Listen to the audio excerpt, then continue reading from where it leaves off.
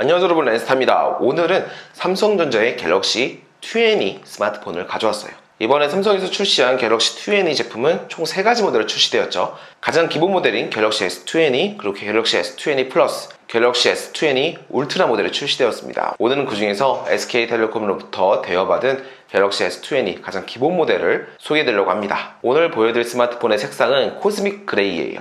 유광 느낌의 그레이 색상이고 진한 그레이가 아니라 옅은 그레이 색상입니다. 역시나 이번에도 통신사별로 전용 색상이 출시가 되었어요. 만약에 여러분들이 블루 색상을 선택하고 싶다면 SKT의 아우라 블루를 선택할 수가 있습니다. 갤럭시 S20는 전작인 갤럭시 S10보다도 살짝 더 비싼 출고가를 형성하고 있어요. 하지만 그만큼 작년 갤럭시 S10보다도 훨씬 더 많은 기능들을 포함하고 있기 때문에 가격이 어느 정도 오른 거는 수긍할 만합니다. 이번에 출시한 갤럭시 S20의 디스플레이 중 가장 큰 핵심 기능이 바로 주사율이에요. 디스플레이 설정에 들어가 보면 부드러운 모션 및 화면 전원이라는 탭이 있습니다. 바로 주사율이에요. 높은 화면 재생률과 일반 화면 재생률을 선택할 수가 있어요. 120Hz 주사율로 선택을 한 다음 웹서핑을 할 때에도 위아래로 움직일 때 굉장히 부드럽게 움직여요. 움직이게 되면 바로바로 즉각적인 반응을 경험할 수 있어요. 60Hz와는 전혀 다른 느낌입니다. 웹서핑 할 때도 그렇고 이제 UI를 넘길 때도 느껴져요. 이게 60Hz하고 경험할 때는 굉장히 다릅니다. 그리고 갤럭시 S20의 이 모서리 끝쪽을 보면 약간 엣지 모양 형태를 띄우고 있습니다. 하지만 그 엣지는 차지하는 면적이 굉장히 적습니다. 스마트폰을 잡았을 때 그립감을 해칠 정도의 그런 엣지는 아니에요. 그 다음으로는 이제 배터리예요. 120Hz의 높은 주사율과 WQHD의 고해상도를 가지고 있기 때문에 배터리는 굉장히 빨리 닳을 것 같습니다. 그렇기 때문에 굉장히 높은 배터리 용량을 가지고 있어요. 갤럭시 S20는 4000mAh, 그리고 갤럭시 S20 플러스는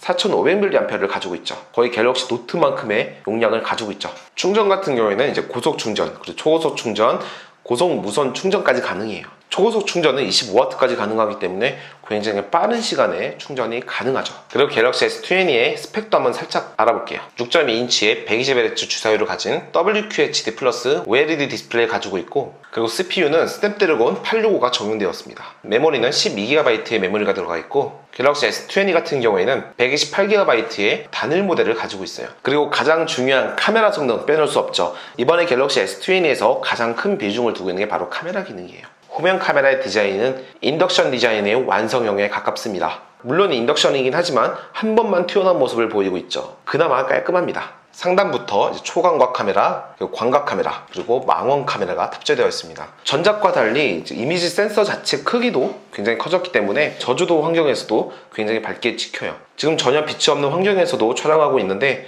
굉장히 밝게 촬영이 되고 있죠. 이렇게 빛이 없는 환경에서도 촬영을 하게 되면 굉장히 밝게 촬영이 됩니다. 이번 카메라 기능에서 가장 핵심 기능이 바로 줌 기능이죠. 맨 아래에 있는 이 망원 카메라를 이용해서 3배의 광학식 카메라 촬영이 가능해요. 단순히 망원 렌즈를 이용해서 촬영하는 거기 때문에 선명한 이미지 화소를 보여줍니다. 물론 그 이상으로 촬영할 수 있어요. 4배, 10배, 20배, 그리고 무려 30배까지 촬영이 가능하죠. 하지만 이 3배 이상의 촬영 방식은 하이브리드 촬영이라고 해서 소프트웨어를 이용해서 촬영하는 거기 때문에 이미지 품질은 좀 떨어지게 됩니다. 하지만 촬영을 하고 나면 자동으로 보정을 하긴 해줘요. 그렇기 때문에 뭐 어떤 물건인지 어떤 글자인지 인식은 할 수 있는 정도이긴 합니다. 하지만 개인적으로는 이 30배 이상의 촬영은 그렇게 마땅하게 없을 것 같아요. 하지만 이렇게 30배를 해놓고 먼 거리에 있는 뭐 메뉴판이라든지 뭐 사람이나 사물을 인식할 때 그냥 실시간으로 프리뷰 할 수 있는 용도로는 굉장히 좋을 것 같습니다. 딱히 뭐 촬영을 해서 뭐 사진을 소장하는 경우는 없을 것 같아요. 또한 동영상 촬영도 굉장히 대폭 향상되었어요. 무려 8K 해상도로 촬영할 수가 있습니다. 8K 해상도라고 해서 감이 안 오죠. 4K 해상도의 4배입니다. AQ를 촬영하고 확대를 한 다음에